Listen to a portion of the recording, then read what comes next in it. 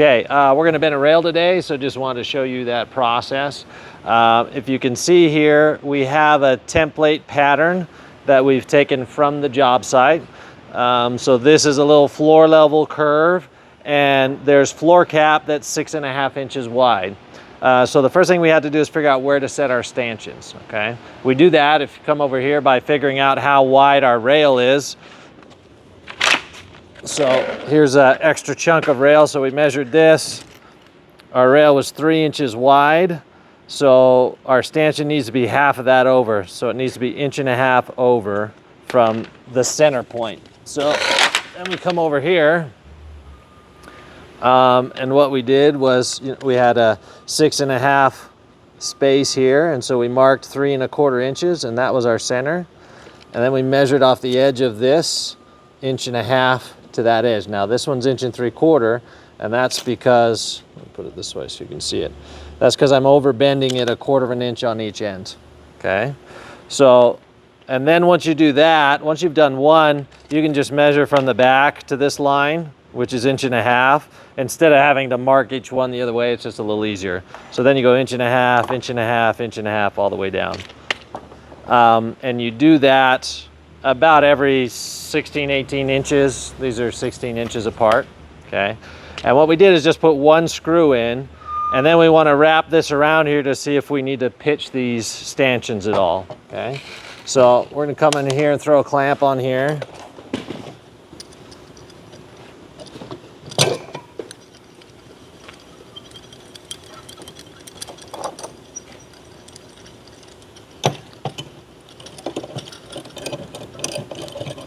So we'll throw a clamp on this one, throw a clamp, bend it around here. Oh, no screw? Oh, I'm sorry. who's working over here? Okay, 1.5 inches, and put the screw, yeah, that's fine right there. Okay, rest of them good? Okay. So we want to bend this around. We'll see here. Okay, and so we're doing this just so we can make sure that we've got our stanchion square to the bend. Yeah, you can put another screw in there. So we want to make sure, especially on the end too, we want to make sure that we can over bend it a little bit. And if this stanchion is twisted, spin me. We won't be able to do that. So we want to make sure sometimes that we twist it just a little bit, okay?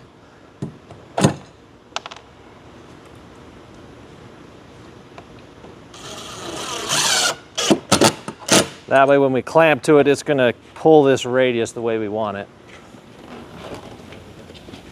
So we can see already that we've got a gap on this stanchion. Could be two kind of reasons. One, maybe that's just because it's snapped over here.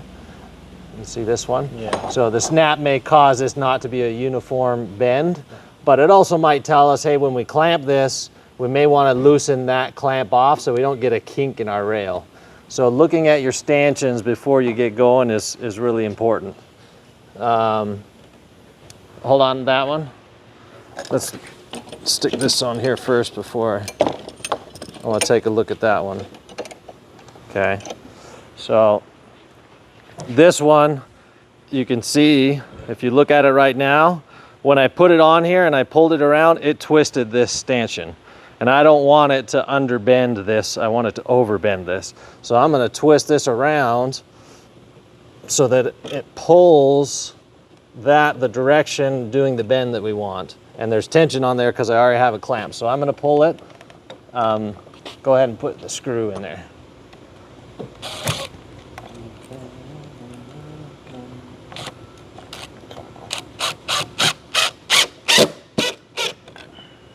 Okay, so now what I'm seeing is that this continues this radius, which is what I want. Before it was allowing it to relax, and I don't want that to relax, okay? So again, this one's bent, it's kind of hard to see, but it does look like it needs to get twisted a little bit. And put another one in there. That one looks good too. Go ahead, yep. Good. Hold on. Okay, go ahead.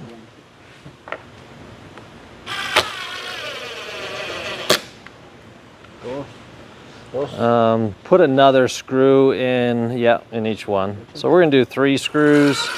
You could do 4, you can do as many as you want, but 3 is probably sufficient. These end ones are gonna wanna pull in. So let's put, Ricardo, let's put one more screw on the inside. So the middle ones, the pressure is pushing this way, so we want screws towards the end. The end ones, it's gonna wanna pull this way. So I'm gonna put an extra screw close to the end. Let's put one screw here. We just wanna make sure that these don't relax or pull at all. Aki. Same here. Okay, so now we got our stanchions in place. We're gonna set up to glue the rail.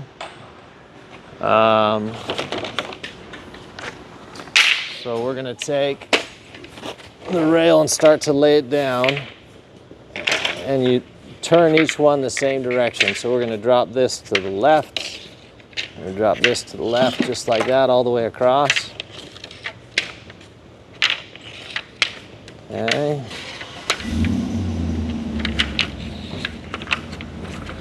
And then when you get to your last piece, you can leave that piece off because this one's already getting glued, so we don't need both pieces to get glued together. So we're gonna leave this piece off, okay? And this is all laid out, ready to go. We've got a bucket of glue with a thick roller in it, bucket of dirty glue.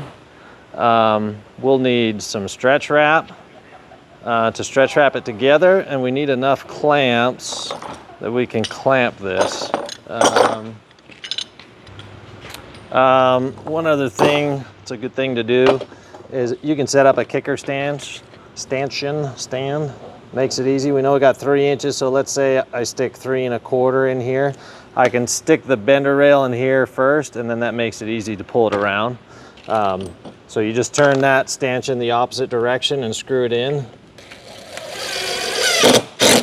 And that will hold your rail in place, so you don't have to clamp that one. Now, if you got helpers, might not be as necessary, but certainly if you're by yourself, it makes a big difference. Okay, so we've got a bucket of Titebond glue, and we use a full, I think this is a 9-inch roller, usually with like a 3/8 snap on there. I like because it picks up the glue a little bit better. And you can just kind of tap it as you go down and get some glue off the roller as you work your way down. And then once you kind of get down to the end, then you start rolling and work your way back. And so by tapping it as you go down, that means as you roll backwards, you'll pick up some of that glue. And so the more even of a glue job you get, the less scraping you have to do after. So that's why I like the 3/8 snap, because the 3/8 snap actually picks up the glue. If you use a thinner nap, yes, sometimes you get less glue on it, but it doesn't tend to pick up the glue and move it along. And I like a nice even glue job all the way across. So we're gonna run that all the way across to the ends here. See, as we come back to this end is where we dabbed it. We're picking up that glue and spreading that glue out as we go. And the less you get on your hands, the better. So me putting my hand down is not the greatest idea. Okay, now once you've got all the glue on there, you can pull. We actually want to start from that side. When you put it together, you want to be folding on the non-glued side, or picking up on the non-glue side. That helps you not get glue on your hands. So since there's glue this side and we're turning it this way, we're gonna start this side and work our way that way. Otherwise, every time we turn, we're gonna get glue all over our hands.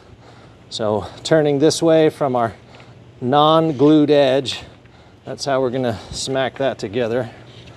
Just like that. Okay. Now this one has, because this was a custom rail, it's got wood, what do we call these? I don't remember what we used to call these. Is that the right way? I think that's opposite.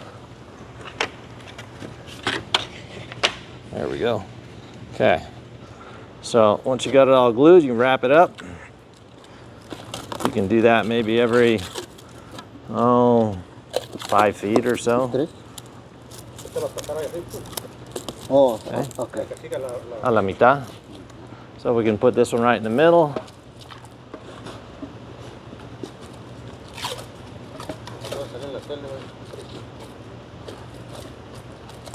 Okay, and then one on the end. So another reason why why we test fit is it gives you an idea on how much pressure it's going to take to bend this thing around. We could see that by putting it in there first, and we saw it snapped one of these. Okay, so that's fitting kind of nice on that end. And when you've got a fairly tight bend, you want to put a few clamps on it as you go, so that it doesn't have a chance to snap. So if we put a little clamp right here, and it also kind of keeps it together.